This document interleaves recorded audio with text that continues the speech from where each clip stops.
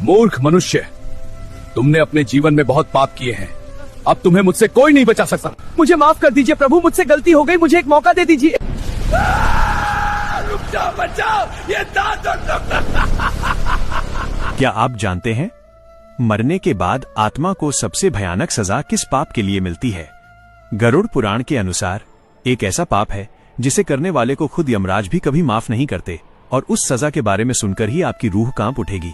कहा जाता है कि उस आत्मा को एक ऐसी जगह भेजा जाता है जहां हर पल सिर्फ असहनीय दर्द, घना अंधेरा और पछतावा होता है।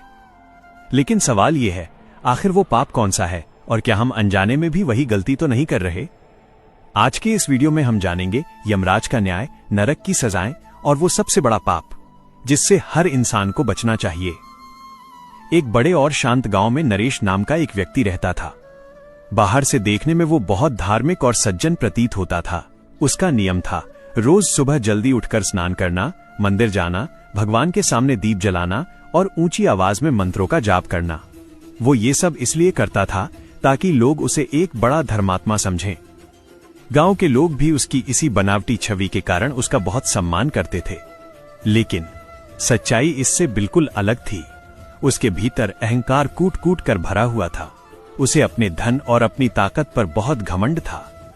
विडंबना देखिए, जो व्यक्ति मंदिर में झुकता था वो अपने ही घर में अपने बूढ़े माता पिता को बोझ समझता था।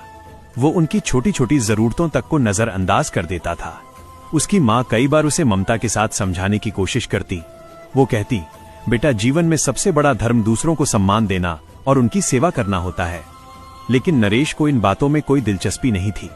वो उल्टा अपनी माँ को ही डांट देता और कहता, मुझे मत सिखाओ, मुझे अच्छी तरह पता है कि क्या सही है और क्या गलत। उसके पिता, जिन्होंने कभी उसे अपने कंधों पर बिठाकर पूरे गांव की सैर कराई थी, आज उसी बेटे के सामने हर दिन अपमानित होते थे।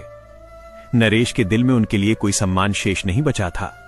इतना ही नहीं, जब गांव के गरीब लोग उससे मदद मांगने आते तो वो उन्हें दुत्कार कर भगा देता। वो उनसे कहता, मेहनत करो, मुफ्त में यहां कुछ नहीं मिलता। धीरे धीरे नरेश का दिल इतना कठोर हो गया कि उसे किसी के भी दर्द से अब कोई फर्क नहीं पड़ता था।